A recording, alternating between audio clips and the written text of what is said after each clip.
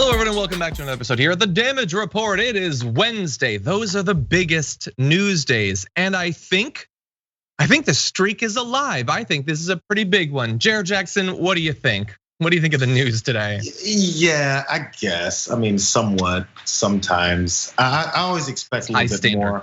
Yeah, I mean, I'm sorry, in order for me to come on, I need some level of standards that fit what I plan on bringing every day. So, I mean, if this is, if Trump continues to go down this line of ridiculousness, I mean, okay, I'll concede. Rudy Giuliani is amazing. That's a good story. That's a good story. And we've got a lot of other news besides. Quick personal note before we get the show started. I mention this mainly because it's Jayar.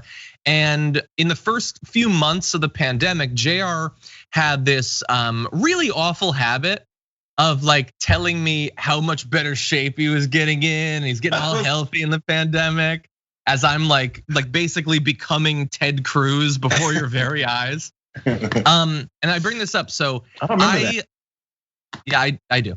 I think about it all the time. So I like to work out at the gym, and obviously I have not been able to do that for 9 months or something like that. The longest time in my adult life that I've gone without a real workout. Like I commute to work on my bike and I do little things like that, but not an actual workout. And I don't use trainers, so that hasn't really been an option. But my wife, who has an awesome trainer that she does remote, like Zoom stuff on, she bought me as our anniversary present a few sessions with this trainer. And yesterday was my first session with the trainer. And I think I might die, actually. I am more sore than I've been the entire pandemic. And not from doing things that, as like if I were to step outside of myself and predict how would this affect me, the stuff we did doesn't seem like it should have killed me, but I think she might have killed me. I think this trainer might have murdered old John.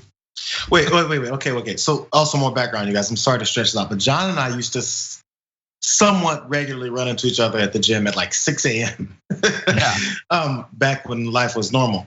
And so John was swole. He had a particular workout. He followed the Rock Dwayne Johnson's workout routine. He had a paper and notepad. Dude was swole. I did. So the fact that he's sore from one workout is actually surprising because he was a regular guy before, as far as hitting the gym. And then number two, the fact that you didn't see it coming, because I do practice once a week with my kid. They do a little baseball stuff, and I threw pitches to every kid. It's probably 8 or 9 of them. I'd say I threw 40 pitches to each one in the cages. My legs were sore, bro. I was like, when did I expected my shoulder maybe, but like my hammies, because I think I took a step every throw, right? Yeah. Every throw I took a step. And 8, 9 kids, 50, 40 pitches a piece. That's tons of throws. But yeah. Wow. So things that are nothing will get you. Yeah, apparently. Well, like how like if your car is going to be sitting for like a month, you're supposed to start it up and move it a little bit just for a minute. I think that is true for the body too. I don't think you can go a year without doing anything other than talking at a lens. But I sometimes get sore from doing YouTube. It's a full body workout. Anyway, thank you for walking not down memory lane, but more like the lane that leads to my grave, because I think I'm closer today. Well, yeah. And honestly, as for my story, I've done nothing and lost some weight, and you've done nothing and you've only gained like 2 pounds. Going in the opposite direction. Yeah. Well, I didn't start the pandemic in fabulous shape. Anyway, I'm basically Ryan Reynolds. That's what I'm saying. Shirt off, I'm Ryan Reynolds. Anyway, no, actually, sorry, new sexiest man in America. Shirt off, I'm Michael B. Jordan. I just am. Like, I don't have to do anything.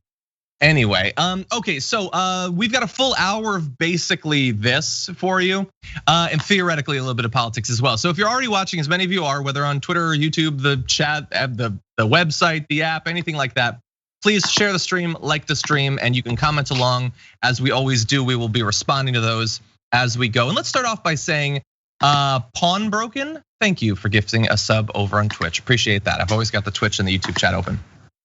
And with that, why don't we jump into the news? Let's do it. This morning, Donald Trump was triumphant in that sort of Twitter way that he is that doesn't mean anything, and we get to watch from the outside knowing the result of the election and laugh at, saying, in Detroit, there are far more voters than people. Nothing can be done to cure that giant scam. I win Michigan.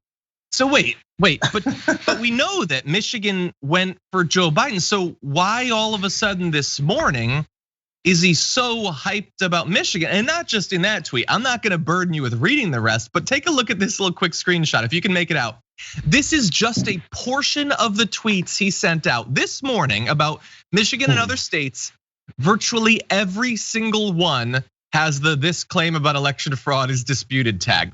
How he still has a Twitter account when all he is doing is spreading misinformation, I will never understand. But that's the way it is.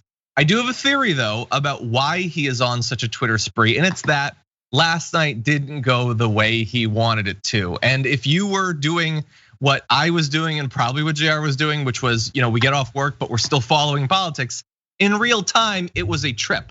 But let me catch you up on what happened and why we got to this crazy place this morning.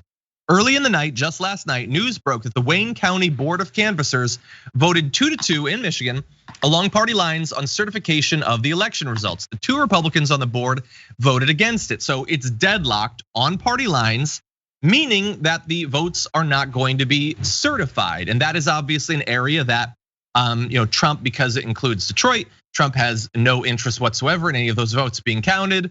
And virtually every Republican, whether a regular Trump fan or a member of the media, has decided, oh no, we just get to say that the predominantly black city just doesn't get its votes to count, and that's cool. We don't live in a racist country or anything. So that happened, and Trump was very excited about this, saying, wow, Michigan just refused to certify the election results.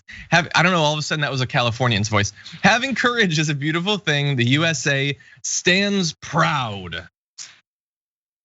And the reason of the stream is titled Trump spikes the football on the 2-yard line. We will get to in just a second, but at least I want to give Jayar a chance to jump in. Man, he was really happy when he thought Detroit wouldn't get counted.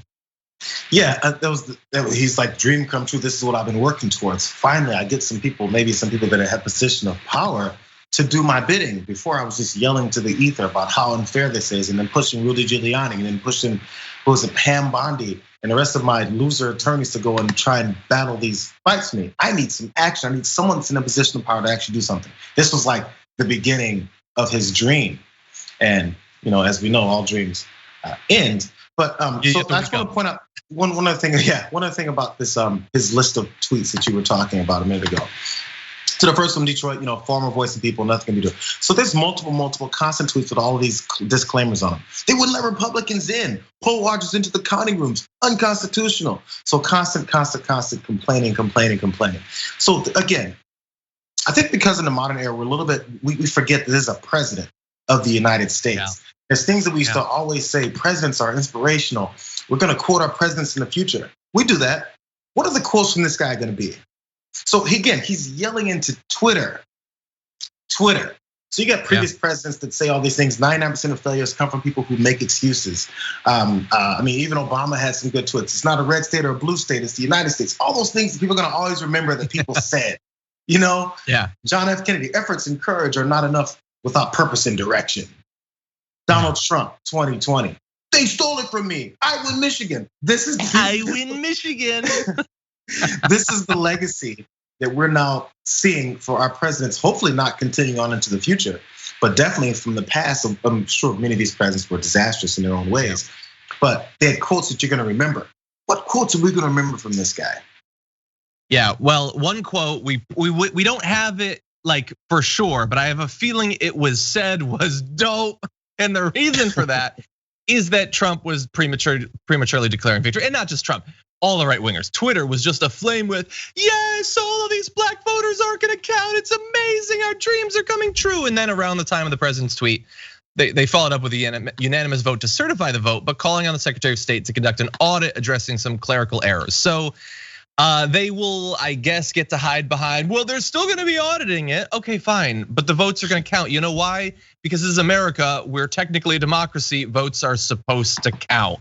And so that was, I think, less than 20 minutes after his tweet, they came back and said, oh, we're gonna do the crazy radical thing where like all these votes actually do count and they affect the outcome of the election. He responds so quickly. 20 minutes later, they switched it back. Like again, this president who they said is hunkered down in his bunker at the White House. because he's afraid of coming and showing his face in the embarrassment. This guy is so on top of everything that's happening in these litigious moments. He's tweeting immediately about it that only 20 minutes later they reversed their decision. He is already on record loving it. Do something else with your life. Hey, maybe finish this term in your lame duck presidency. Exactly. And I want to read just one tweet from Representative Rashida Tlaib, who said, "It's plain and simple, folks. The Republican members of the Wayne County Board of Canvassers put politics above their duty to our residents. Suggesting that all of Wayne County can be certified except for Detroit is horrifyingly racist and a subversion of our democracy." Representative Tlaib is 100% right. And it's like that, the story I did yesterday with Jason Carter about the I think it was in Michigan, actually, a deputy who had this racist meme about Kamala Harris. It's just, no, you openly racist. Like Detroit, oh, are those voters black? Oh, well then no, they don't count. And they just all agree. Like just go around the country, finding cities where people tend not to be pale and they don't count. Atlanta, oh, real suspect, they don't count either. Odd that it always comes down to that. And they never have to acknowledge that this is race. It doesn't change the result. We know what it is. But it is annoying that they'll do the racism, but they won't claim the title that they work so hard to earn. Yeah, let's keep it real. Now, this has always been the case. Like they'll delegitimize black and brown areas in the country. It's happened throughout history in this country. So the difference is what they didn't foresee was enough people recognizing the racism that has been brewing, that has been fomented in the country since the beginning. They didn't expect that this year. That's why the protests in the streets, the fact that every other race joined in with this chorus of people saying what's been wrong in our country, they didn't expect that, and they weren't ready to fight back against it. So they're still left on the same playbook of let's just blame those black and brown folks, and then people go along with it because that's the way it's always been. It's hard to do that now when enough of those people that you need to convince this of are now on the right side, Yeah. And now their knives aren't sharp enough to deal with these realities. Yeah. Now, we're gonna zoom out for 1 second. Looking ahead to the future, we don't know, we can't say for sure exactly what the long-term effects of this election and especially the way it is being contested will be. Maybe we'll be lucky, and in 4 years, no one will even remember this, period of turmoil that we're in right now. And the next Republican who gets walloped in the popular vote will just concede. Maybe we'll be that lucky, but maybe not, because there's more and more survey information coming out showing that one of the legacies looks like it's going to be that Republicans just don't accept elections anymore. And when I say Republicans, I don't mean Donald Trump here. That's obvious. I mean like their voters. There's a new survey, a new poll from Reuters that found 68% of Republicans said that the presidential election had been rigged, as did 16% of Democrats for some reason.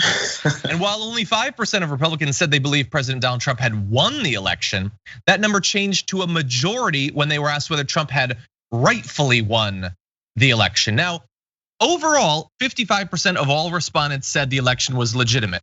I guess that's the good news, that a very narrow majority of all of America believes this election that Joe Biden crushed Donald Trump in 6 million votes easily in the popular vote by the time we're done counting it, because New York is taking their sweet ass time to do that, let alone the 306 electoral college votes that has been described by people like Donald Trump as landslide, blowout, historic, a huge victory. We get 55% that are like, I guess. And a huge majority of Republicans say that it was rigged and that Trump actually won. And maybe they'll change their mind. Maybe they'll forget this over time. But right now it looks like it is, as with everything, with every fact, it either makes me comfortable or it's fake news. Yeah, and that's the thing. We've set up this situation now where no matter what the reality is, there's gonna be a source of someone, at least enough people to back you up to, I guess, satisfy your need to feed whatever narrative you've been believing this whole time. You no longer need to read something and go, okay, that's confirmed or not confirmed. This is what I think, and I need to find something to confirm that for me. And until I find that, I'm gonna just keep searching and yelling at everyone else that they're wrong. Yeah. And now there's enough sources they can find it. I mean, we didn't talk about it, but there was, there's folks who always talk about they reach out to OAN or my news source is now OAN because Fox is going off the rails. Well, Fox no longer serves the purposes anymore. So now you're moving on to something else. Yeah. And by the way, look, I think this is far more common on the right, but there are people of all varieties that really just want media that tells them everything they think is true. I've described it as drugs in the past. At some point, you get sort of used to it, used to what you're getting. You want a more refined form. OAN, they're following that business model, the business model of the heroin dealer, I guess. Fox News is 3% impure. Okay, they question Trump 3% of the time when Chris Wallace had a particularly good night's sleep. And you know what? They've found, I guess, their Walter White in this metaphor, and OANN can get to 99.9% purity. And some people are going to chase that purity. Another poll, Monmouth, 77% of Trump voters think Biden won because of fraud. Okay, so I guess 23% of Republicans don't think that Biden's win was due to fraud. Biden's win, by the way, which I understand, you get to this position by thinking that all polls are 100% wrong and all that, but Joe Biden was literally never losing to Donald Trump in polls from even before he declared his primary run. So to go through like a year and 2/3 of no indication that Trump is leading. Sure, plenty of indications that it might be close, but not that like, well, wait, Trump was winning the whole time and now all of a sudden it flips. There was none of that. And yet almost every single red hatter thinks that this thing was decided due to fraud.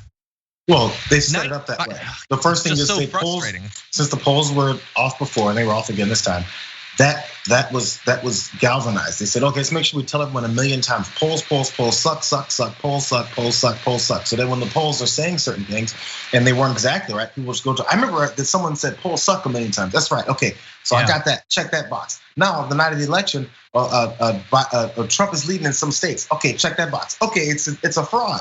That's all they need. They push these two narratives long enough that people believe those two things, and that's all they need to go with to continue to push this same thought process. I hope that this goes away. And look, if you go back to the wake of the 2016 election, where there's some Democrats that think that it was fraudulent, sure, there were some. I don't think the numbers were like this, but there was some. But this is a crazy amount. And the thing is, like, it would be easy to think, everybody's feeling really emotional right now in the wake of the election. It's only been a couple of weeks, but people will calm down at some point. But will they? Will they with Fox News? Like Fox News is gonna acknowledge Joe Biden's legitimacy in a month or two, that Breitbart is gonna suddenly become a little bit more mature. Ben Shapiro is gonna stop being the tiny little hobgoblin that he is. No, anybody who currently thinks that Biden won only because of fraud is going to have that reinforced a million times over for literally months, if not years. And a lot of it will be coming from Trump too, because he's tweeting, "I win Michigan." Do you really think that in 2 years he won't tweet that I really won Michigan? Dude still talks about the Electoral College margin for 2016 now. Yeah. I don't think this, and that was one that he won. One that he lost, his last words are gonna be, I really won, vote observers. We need to talk about a relatively new show called the Republic, or UNFTR. As a Young Turks fan, you already know that the government, the media, and corporations are constantly peddling lies that serve the interests of the rich and powerful. But now there's a podcast dedicated to unraveling those lies, debunking the conventional wisdom. In each episode of On the Republic, or UNFTR, the host delves into a different historical episode or topic that's generally misunderstood or purposely obfuscated by the so-called powers that be. Featuring in-depth research, razor-sharp commentary, and just the right amount of vulgarity, the UNFTR podcast takes a sledgehammer to what you thought you knew about some of the nation's most sacred historical cows. But don't just take my word for it. The New York Times described UNFTR as consistently compelling and educational, aiming to challenge conventional wisdom and upend the historical narratives that were taught in school. For as the great philosopher Yoda once put it, you must unlearn what you have learned. And that's true whether you're in Jedi training or you're uprooting and exposing all the propaganda and disinformation you've been fed over the course of your lifetime. So search for UNFDR in your podcast app today and get ready to get informed, angered, and entertained all at the same time.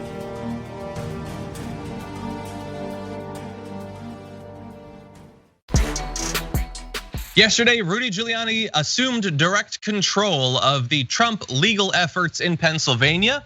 And so this old, I'll say man, was going into court again for the first time in literally decades. That is a tall order for someone like him who is so barely clinging to reality that he doesn't know when he's in a Borat movie. But anyway, it happened. The one-time New York City mayor, who is President Trump's personal lawyer, took over the federal lawsuit from Pennsylvania attorneys and got permission to represent the campaign at a hearing in Williamsport, where his first act was to ask Judge Matthew Brann if he could remove his mask. Not his COVID mask, he doesn't wear those. Literally the bit of flesh that is loosely draped over his skull. Anyway, Giuliani, a last-minute addition to the Trump team's legal roster for the pivotal hearing, personally presented the campaign's arguments in court. In the first federal case, he has argued in nearly 3 decades. He varied between struggling at times to comprehend the judge's questions on finer points of the law and boldly speculating at others about widespread fraud and malfeasance. So the main issue, and there are several that we'll get to, the main issue that Rudy Giuliani was facing was that there is no evidence to point to of fraud, and he doesn't know what day it is or what room he's in. So when you combine those things, it results in something crazy. Lacking evidence of specific wrongdoing, Giuliani cited everything from a county commissioner race in Las Vegas to dubious historical claims that late Chicago Mayor Richard Daley manipulated returns back in 1960 to help elect John F. Kennedy. During the course of oral arguments, Giuliani offered varying estimates of 680 to 770,000 to 1.2 million ballots cast in the Keystone State that he claimed were illegal. Depending on the minute, he couldn't remember how many it was. As far as we're concerned, Your Honor, he said, those ballots could have been from Mickey Mouse, who he thought was sitting next to him in court. But anyway, we have more insanity. That's sort of the overview, that he's not even speaking particularly about the case he's in court to argue. He's just pretending he's on Laura Ingraham. Isn't it like our right to be able to see these proceedings? You know, this is about the election of the United States of America based on what the citizens voted. And many citizens who are concerned about the outcome of the election. If you're a Trump MAGA supporter, how come you don't want to see these proceedings? How come you don't want to see the evidence that Rudy Giuliani is laying down in front of this judge and impressing him at every turn? How come we can't see this? I said this yesterday in the production meeting. I was like, man, I don't watch court shows. My parents do that. The Judge Judys and stuffs of the world, right? I don't either. Those aren't entertaining to me. This would be the most entertaining court show of all time. If we're talking about ratings, Donald Trump, let's get this on TV. I want to see this. This could serve dual purpose. We can see all your evidence, and everyone cannot be convinced of all this widespread voter fraud that Rudy Giuliani is laying down in the middle of the court. And we can all have a nice, entertaining afternoon watching him flail around and scream and spill his coffee on his crotch in the middle of court. This would be great. Why can't we see it? It really should be. I mean, in all seriousness, why can't we see it? This is our electoral process. This is our judicial process at work. We're citizens. We pay for this. Let's see it. Yeah. And honestly, if I listed 5 things he actually did and threw in one, like spilled coffee on his crotch that didn't happen, I defy you to predict which one didn't happen, because this stuff is bananas. It is Dr. Johnny Bananas. So let me give you just a few things. And honestly, if you're interested, if you really want to see how batty this guy is, mentally and physically, there are Twitter threads that go over lots of the transcript. You can find all that. I'm not going to burden you with that, but he mistook the judge for a federal judge in a separate Pennsylvania district who rejected a separate Trump campaign case. In Rudy's defense, they have lost in so many court cases. How could anyone expect to keep all the judges straight? He acknowledged later in the hearing that he didn't know what the term strict scrutiny meant, which, look, if you're watching this and you don't know what strict scrutiny is, that's fine. You're a regular person. He's been a lawyer for 300 years and he doesn't know what strict scrutiny is. But that at least is a sort of legalese sort of thing. Okay, what about just regular words? Here's a little back and forth that we're actually gonna have the full dialogue for. So he says, in the plaintiff's counties, they were denied the opportunity to have an unobstructed observation and ensure opacity. I'm not quite sure I know what opacity means. It probably means you can see, right? The judge responded, it means you can't. And Giuliani said, big words, Your Honor. But they weren't. They weren't big words, and it wasn't a big brain. The word opacity, I don't want to be an elitist or anything. I don't think that's a tough one for a lawyer. There's a thing. Every once in a while, you run across some vocabulary words maybe you used to know, maybe you haven't used them forever, and you forget, right? I can give a pass on that because it happens to me. But you're in court, and you're talking about the transparency of the election and how things were hidden, and how the people, your election viewers weren't, or whatever the hell they're called, your election observers weren't allowed into the proceedings, and they were screwed over in this way, and they did this to us. You have to know the vernacular based off of what you're arguing. That's all. It's fine. Yeah. If you're talking football, it's okay if you don't know what the word means. It's fine because you don't really have to use it when you're talking about football. You probably have to know about the pass rush defense, maybe the linebacker, maybe the quarterback, maybe potentially the wide receiver or a slot receiver. Maybe you want to talk about nickel defense. You should know these things when you're talking about football. When you're talking about things with transparency of your election, maybe you should know what the word is when you're talking about that subject. Just saying. Just a small request. Yeah, this is the legal equivalent of like desperately trying to get your tag team partner to tag you in and then immediately running into a steel chair. Like, you should have known the chair was coming. You're a wrestler. But he didn't. And there's more to it. It's just sad though. Like, he's a bad guy, so we don't have to have any sympathy for him. But he also shouldn't be involved in any of this. At some point, I don't know if does he have a wife? He's had several. One of his wives should do something, or his family should do something. Someone. He should not be in a court. He should be in a assisted living environment or something like that. He's not equipped for this. And no, I'm partially joking, and I feel a little bit freed up to do that because he's a really bad guy who is trying to effectively end democracy. So I don't have much sympathy for him. But this is just sad. Yeah. Also, by the way, they said before he went to court that he hasn't been in a court proceeding in since '92 or something. Yep. I was like, well, does that really make a difference? Apparently, it does. It does. And that was one day in court. All that was one day. But that's our response. Now I want to turn to the right. What does the right think about Rudy Giuliani's first day in court? Well, it depends on who you talk to, but in general, despite how clownish it was, they seem pretty impressed. Here's Sean Hannity's take. All right, in Pennsylvania, Rudy Giuliani argued the case today. I've heard from more than a few people that he was absolutely brilliant in his arguments today. What's the status on that? Was it Rudy? Did Rudy message you? Who told you that it was brilliant? He's even if we leave aside the fact that he's just continually admitting to words that he doesn't know the definition of, he's not arguing the case. He's not talking about their actual case in this actual court. And when he rarely touches on it, he doesn't remember the name of the judge. He doesn't remember how many votes they're pretending are invalid. And most of the time he's talking about other centuries, other cities, other stuff that has literally nothing to do with the case. I don't know what that is. It's not brilliant though. I'm fairly sure of that. Yeah, actually, I would love to know what Kayleigh's answer was to that question because it's easy for Sean Hannity because he doesn't have anything. He's like, well, I get to interview, so I don't have to actually say much. Let me just ask the question. I heard that Rudy Giuliani was brilliant. Can you tell us more about that? I would love to know. She'd be fired today, but if she told the truth and went, no, Sean, he wasn't brilliant today. Yeah, I mean that's the only real answer you could give to that question. And it wasn't just him though. So Jenna Ellis, who is this person, I never really understood this person. Originally it was just someone who tweeted about Trump a lot, and now I think she's actually involved in a legal effort. She tweeted, "You media morons are all laughing at Rudy Giuliani, but he appears to have already established a great rapport with the judge, who is currently offering recommendations on martini bars for Team Trump in open court." Okay, that may not demonstrate what you think it demonstrates. It might demonstrate that the judge has identified a bar that Rudy could actually pass. That may be what it is. A room he's qualified to be in. Bro, this has so anyway, I hope. No.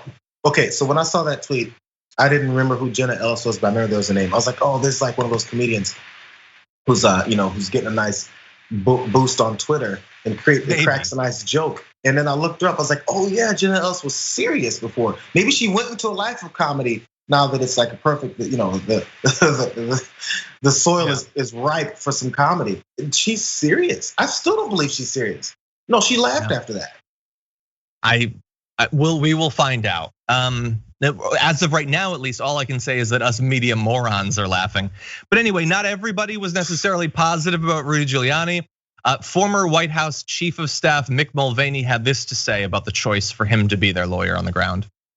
I still am a little concerned about the use of Rudy Giuliani. It strikes me that this is the most important lawsuit in the history of the country, and they're not using the most well-noted election lawyers. There are folks who do this all of the time. This is a specialty. This is not a television program. This is the real thing.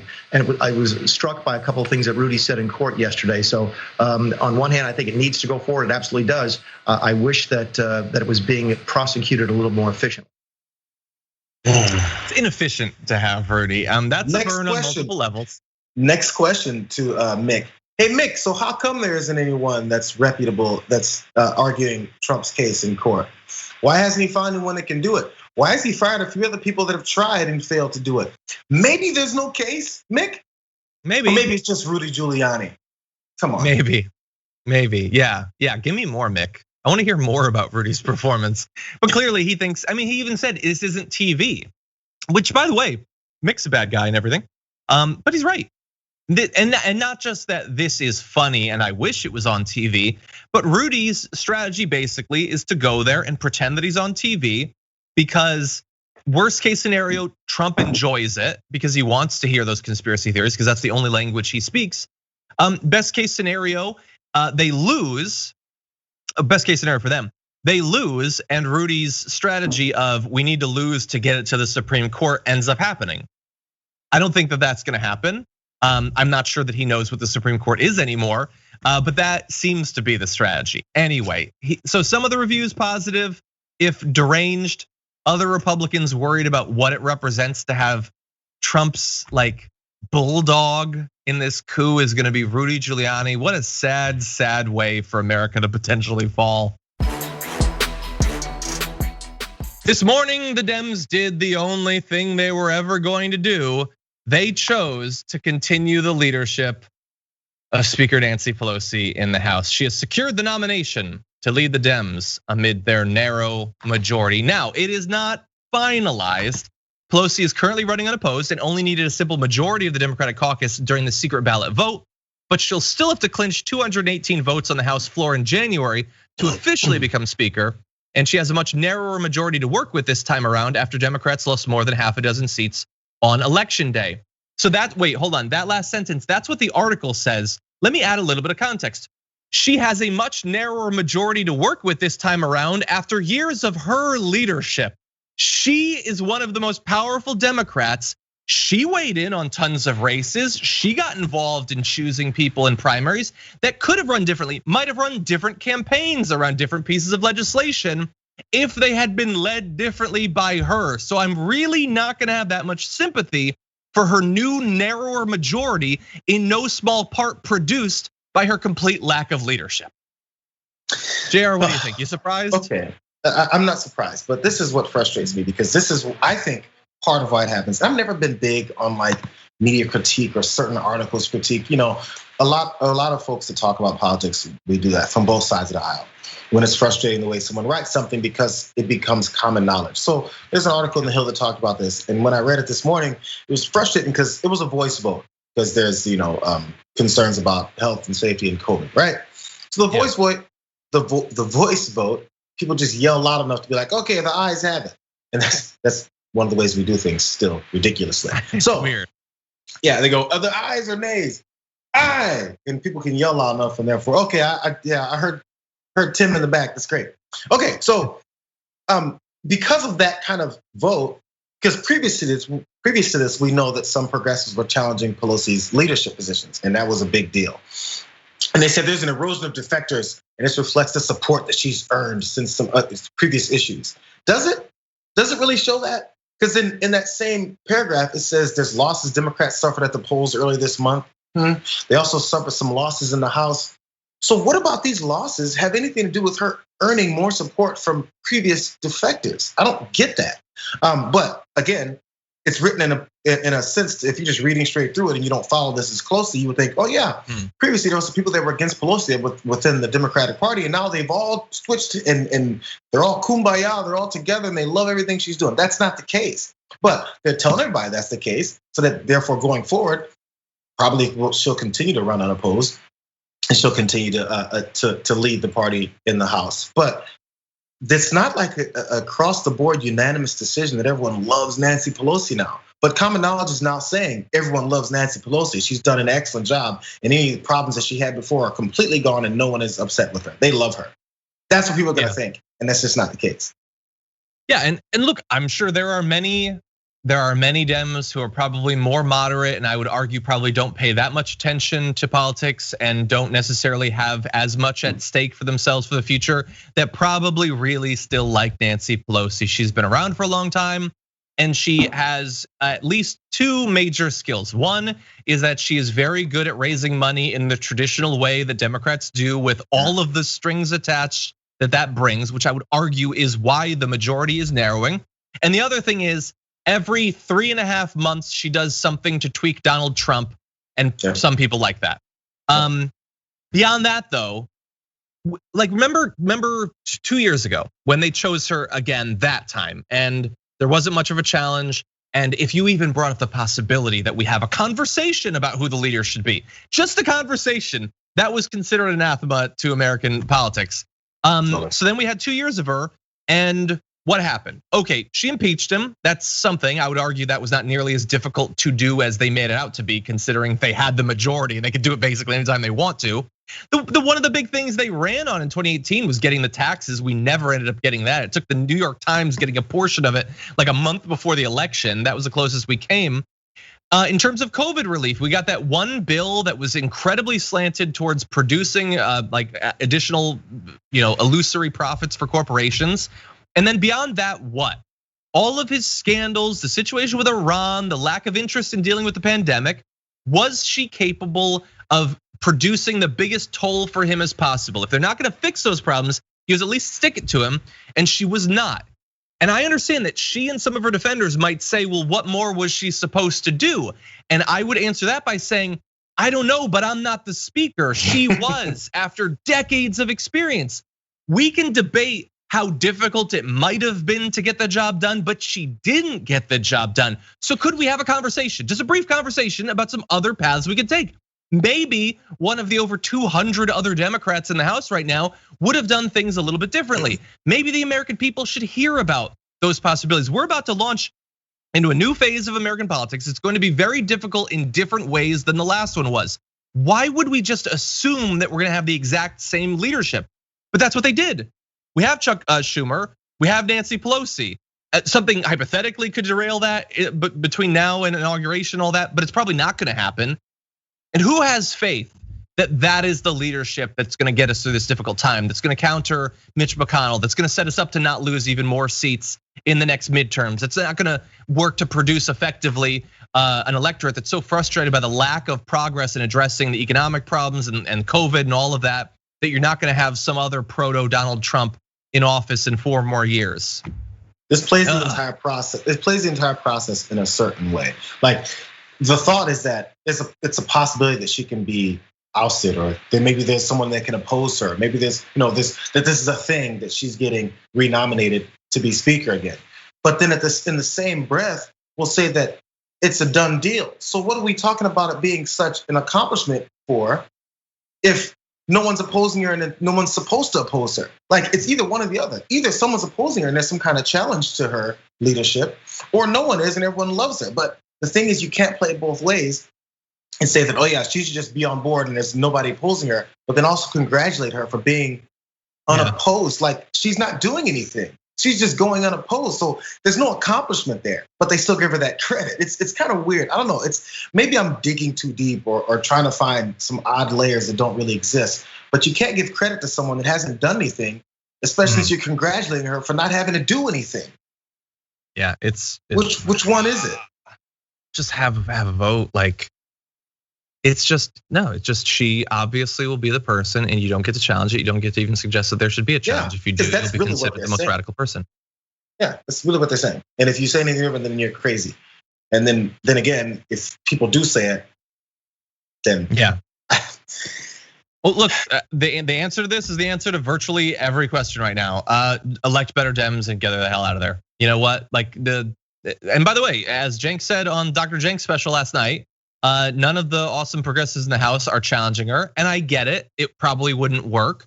But what if they had 25 extra Dems or 50 extra Dems? If they had 100 extra Dems that were good progressives, then maybe they could have. It is a very difficult task. It is a very difficult thing to accomplish. But it's basically our only path to getting the party that we need to get the country that we want. And so that would be my advice going forward. And the only way to make that happen is enough people to vote down ballot.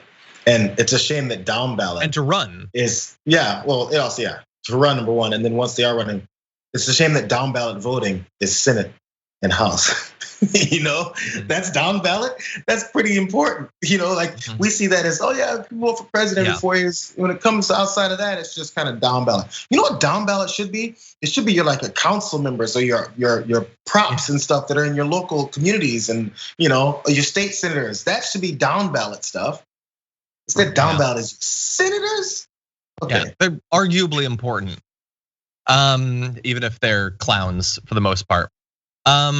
Let's turn to one of these clown senators. Okay.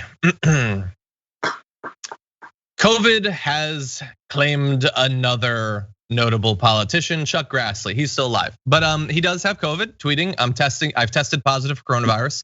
I'll be following my doctor's orders, CDC guidelines, and continue to quarantine. I'm feeling good. And will keep up on my work for the people of Iowa from home. I appreciate everyone's well wishes and prayers and look forward to resuming my normal schedule soon. So Chuck Grassley is 87 years old. The second oldest member, 87 isn't the oldest, interesting. Second oldest person in the Senate. And obviously this is a disease that is not only just very, very easy to catch, but for older people is far more dangerous. And so he's third in line to the succession to the presidency right now. He hasn't missed a vote on the Senate floor in 27 years, but might as a result of this. And look, I can't say that I've been following his comments in particular about coronavirus throughout this thing. There's been a lot of bad behavior on the Republican side, but this is a dangerous thing that if you are one of the political elites, you will be better protected and you'll have access to therapeutics and things like that we won't. But if you're an 87-year-old man, it is still a very real threat. And so this is what a pandemic looks like, especially one on the upswing as we enter into this dark winter. People like Chuck Grassley, in theory, could be left in its wake. Man, I mean, we'll see. And then again, like we talk about people that had some pre-existing conditions, specifically Chris Christie comes to mind. He has asthma. And then as we know, he caught COVID, survived, was treated well. And I don't know, maybe because I haven't looked closely, so maybe it's just my lack of knowledge. But what things were done? And in what rate? We can't base it off of what was happening with President Trump because no one knows and they lied to us that entire process. So if there's a process that goes into treating people to a degree where an 87-year-old man or another guy with serious pre-existing conditions survive what seemingly seems like without much issue, why isn't that happening for everyone? Yes, I know death rates have been changing, but not to the degree where literally all these people who have all these conditions just skate through. There's something else I think needs to be addressed, maybe, I don't know. Yeah, well, it turns out that not only did Grassley get it, second oldest senator, just last week, Alaska Congressman Don Young, who's 87, tested positive for COVID, currently the longest serving member of the House. I mean, these are, like, we're doing herd immunity. Remember, I thought a part of your herd immunity was to quarantine the most at risk, but even them, they're getting it. And Grassley didn't get tested for the coronavirus after Senator Mike Lee, a fellow member of the Senate Judiciary Committee, tested positive last month. I could be wrong, I apologize. But I believe that, wasn't there a photo of Grassley and like Lindsey Graham who had recently been exposed talking? That doesn't mean that they got it, that was a while ago. He probably got it in some other irresponsible gathering of Republicans, but you're not necessarily safe. I mean, there was a photo that went around yesterday of I believe it was Barbara Feinstein walking around the halls of the Senate without a mask.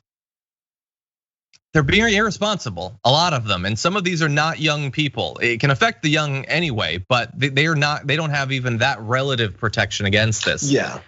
So obviously, hope they all come through perfectly fine and everything. But this is dangerous. They need to treat it accordingly.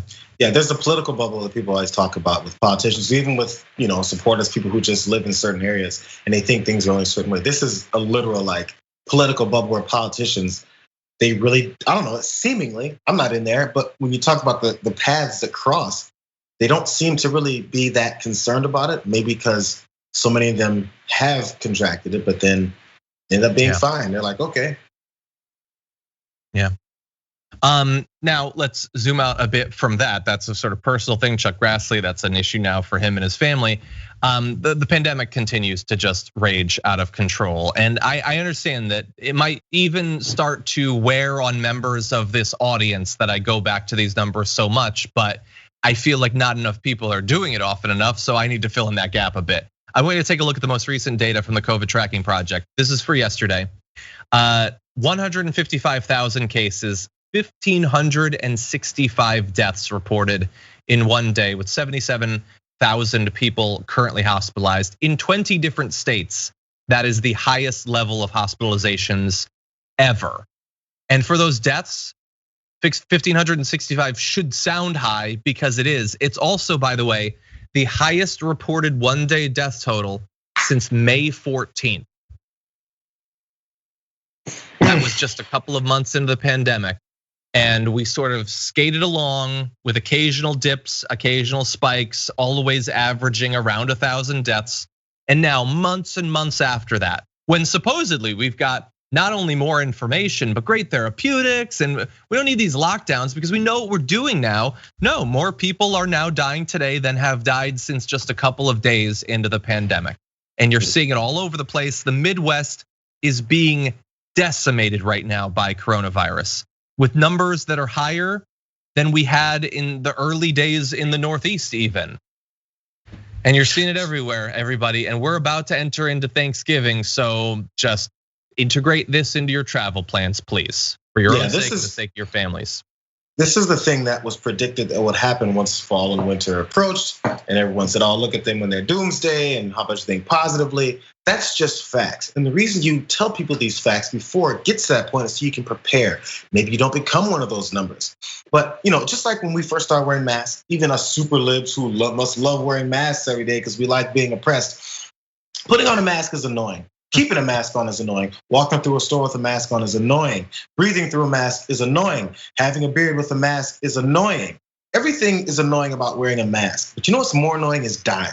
So you live through some of the annoying things, and actually we've gotten used to it. That's the reason why people make fun of people who drive and you see them wearing a mask. And I've done it too. I was like, oh man, pull the mask on because it's driving me crazy. I couldn't drive by myself in the car with a mask on. Mm-hmm. And the thing is, people get used to it. The same way some people have gotten used to wearing a mask so much.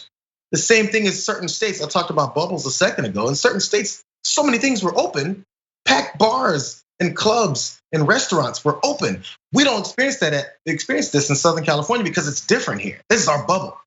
But they're now used to this. So now that winter is here and they're not used to putting on a mask, what they think is reality is we can walk around with no mask on in crowded bars. I've survived.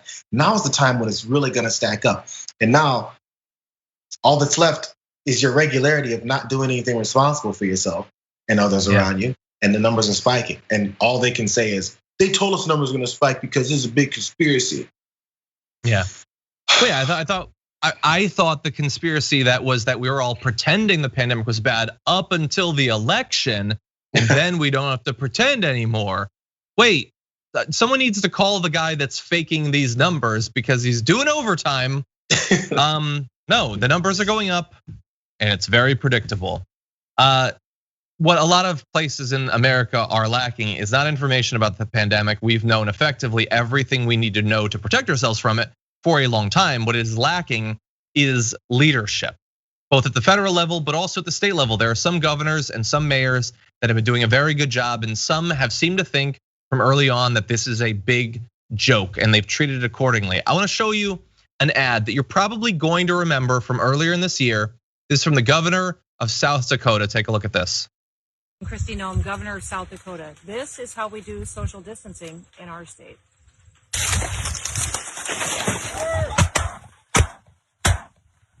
Less COVID, more hunting. That's the plan for the future. Okay, less COVID, more hunting. They got the more hunting. We just saw it in the video. The plan was supposed to be less COVID, but it turns out that sometimes plans go awry because the governor was joking a few months ago in that video. You know what's been happening in the last 7 days? South Dakota, where you can get less COVID and more hunting, has been getting a lot more COVID. And in fact, in the last 7 days, it is number 3 on the highest global mortality rate for COVID. That's the entire world. North Dakota's worse. That's number 1, but we didn't have the funny video for number 1. Number 3, South Dakota, where they thought it was a big funny joke. Number 3, highest mortality ever. Got some of those numbers here. Right now, North Dakota has a rate of 18.2 deaths per million people. South Dakota is slightly lower at 17.4. But that without context doesn't really mean much. The US at large over the last 7 days is at 3.3. So South Dakota is doing between 5 and 6 times worse than the country at large. There are some areas of the country that are below that average, that are doing much better, below 2 even. And they're doing 5 or 6 times worse. And it's not exclusively up to the government to do something about that. But can you really be surprised when they pretend that the entire thing is a big joke and it's full of Republicans that believe Fox News when they tell them that this isn't a thing that you have to worry about, that people are gonna get sick and a lot of those people are going to die? I believe it was in North Dakota. We said just yesterday, 1 in 1,000 people in that state have already died from COVID. And the numbers are going up now. They didn't even have much COVID in the first half of the pandemic. So as this reality comes to many of these states that are seeing these numbers, it's gonna be hard to continue to deny it. Because of course, in the summertime, as they said, there was a plateau in many states because summer activities, people are outside and there's better opportunities for that. But as this is happening, the way that they've said it would happen, some of these governors are now having to reverse their decisions and say, okay, now we need to have some social justice. I mean, the governor of Iowa was one of them, Kim Reynolds. She had to come forward and tell everyone, this is not a suggestion. This is going to be a mask and distancing mandate. So as they begin to see reality, what is the reaction then going to be from their constituents who they've been lying to before and tell them that there's nothing to worry about and to continue on with their lives as normal? And now you have to switch it. Now I know who they're going to blame because Biden won the election. Now he's swinging the iron fist of dictatorship at all these governors and telling them what to do. That's going to be the answer. But in reality, anytime you see what's happening, you have to respond. And just because they're responding late doesn't mean that it's not a real response. They're going to respond late, and then people are going to revolt that because of the way that they approached it the first time. It's so much easier just to do things the right way. And then you can actually have your Black Friday sales where people are crowding each other and kicking each other and stepping on necks like we want to have happen for some reason. But that's going to be disputed. War on Thanksgiving, war on Christmas, war on New Year's. That's what we're looking for next. Oh, we're going to turn to that in just one moment, actually. But I don't doubt that you're right. The war on Christmas, that is so 2011. Now it's all about the war on Thanksgiving. And this is being initiated, I guess, the fight back against that war on Thanksgiving by a man cosplaying as a pile of lumpy mashed potatoes. Take a look at this. The left has always hated Thanksgiving. Thanksgiving can be interpreted as a religious holiday if you believe in giving thanks to a creator. But they hate Thanksgiving because they believe there is nothing you should be thankful for in America. This is an awful place. It is cancerous, rotten to the core. Tear it all down, burn it from within. Why would you be thankful? Instead, we need a revolution. Remember, as The Students for a Democratic Society radicals once wrote in the 1960s, they said, conflict is the origin of everything. What happens when you're thankful? By definition, you're less likely to be involved and engaged in conflict. Thanksgiving is supposed to de-escalate any sort of pre-existing issues in our country. And now they're using the virus as an excuse for you not to be thankful. We'll be right back. Oh my God, I just noticed that whiteboard. I want to know what's on that. Okay, so yeah, my brain can't seem to remember from one week to another that Charlie Kirk actually has a show. And I think the reason is I watch it and I think, who is willingly listening to this, let alone looking at it? Man, there is a guy who is made for radio. Why did he turn on his camera if he was gonna start every show looking like he just accidentally woke up from a nap on the beach? Like, why does he look like he's not allowed to sleep? I know that it doesn't matter. It's not the most important thing, but he looks like if he sleeps, it's on a bed of cocaine. How twitchy can one pundit be from week to week? It's the beginning of the admission that, quarantining is necessary and COVID is real. So he's just telling you how he looks because he's been in quarantine for so long. It's the beginning of the transition. It's a positive thing, John. It's a positive thing. At least he's, he's coming out looking like what most of us look like every day at home. That's true. He's finally catching up. And look, I apologize. I shouldn't make it, about like how that person desperately looks like they need help and possibly a drink that's not caffeinated.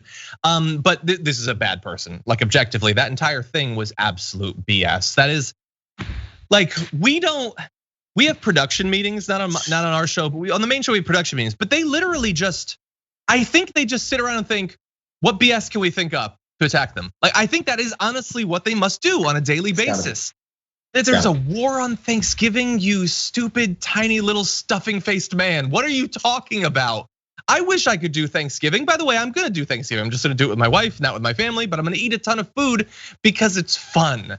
That's why. And it doesn't have any link to the religious origins of it, you moron. It doesn't have anything to do with that. It's not about we hate being thankful. And the reason we hate Thanksgiving is because you found some radical group that literally 1 in 100 leftists think about on a once a year basis that says conflict is the origins of everything. Yes, the right. They don't like starting fights or anything. The Proud Boys clan, they don't think conflict is important.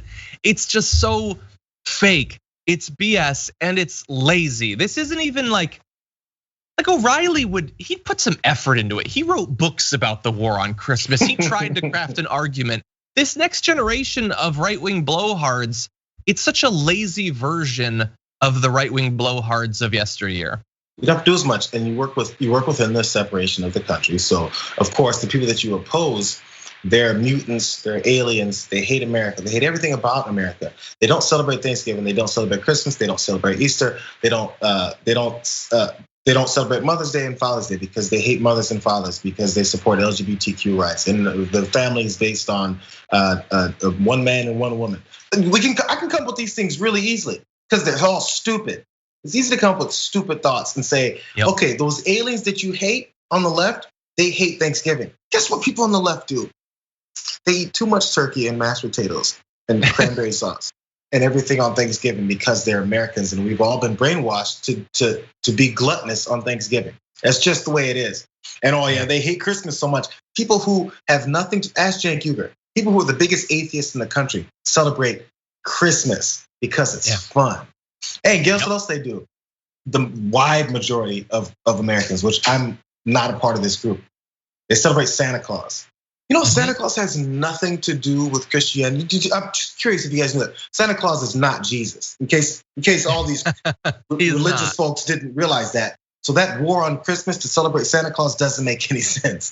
As you shove people aside and say that Christmas is about Santa Claus, which I don't think it should be. But either way it goes. So you have to have an audience that's willing to suck all this up and just believe everything you tell them.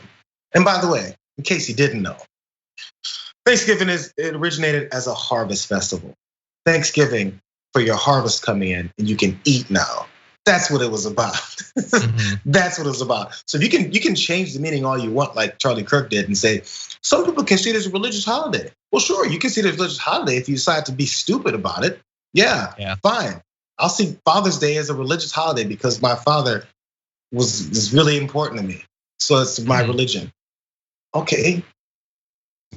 Yeah, no, it's not a religious thing. You're thinking of Festivus. But anyway, I wanted to give you one response that I saw to it that was attached to the original tweet that I saw, that video from Sarah Silverman. I think it's just very reasonable. Like I get so angry about the grifts that I can't communicate in the calm way that Sarah Silverman will in this video. I think people just want to be safe over the holiday season and make sure everybody is careful, washes their hands, gets tested before they see their families. Wear a mask, all that stuff, just to be extra vigilant because there's been such a big surge in COVID cases. And maybe you've got to experience yourself to know that it's pretty awful to lose someone to this and to not be able to hold their hand or be with them. Anyway, so this is a time for family, and I just think everyone wants everyone to be real careful. And I don't know what swath of Democrats you assess these things from, but I don't know who these people are, but I hope you make more friends that are Democrats.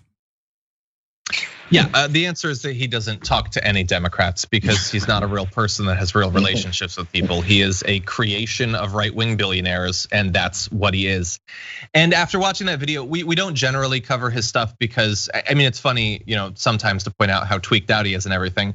But I don't think that he's particularly influential or anything like that. He should really stick to Twitter, where he can just write a conspiracy theory and then put the I'm thinking face to make you think that he was.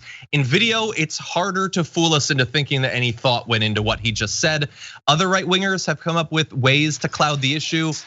Ben Shapiro, he speaks really fast. I think that's what Charlie Kirk is trying to do, but the Coke isn't producing something that can masquerade as logic. It's just not. I'm worried for you.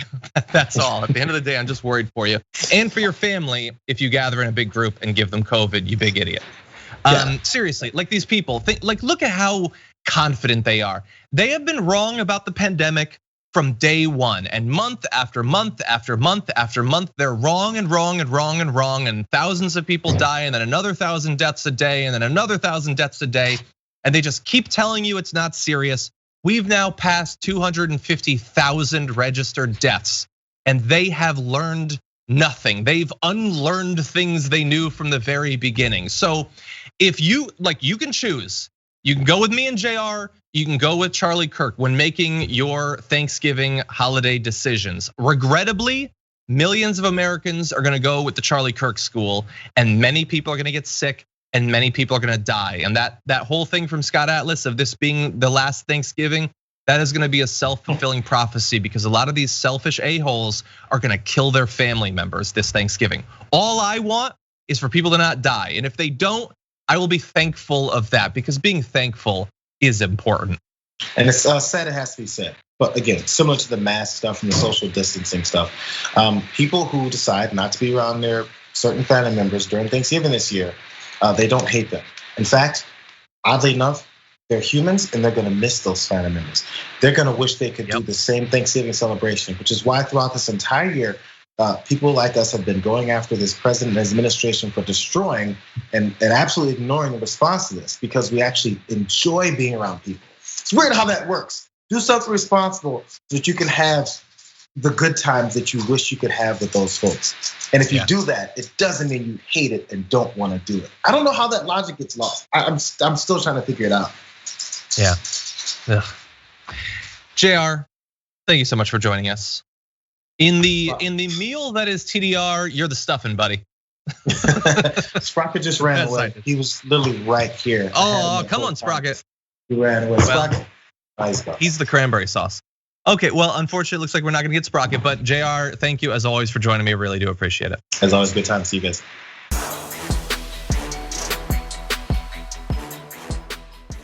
Thanks for listening to the full episode of The Damage Report. Support our work, listen ad-free, access members-only bonus content, and more by subscribing to Apple Podcasts at apple.co/TYT. I'm your host, John Adarola. I'll see you soon.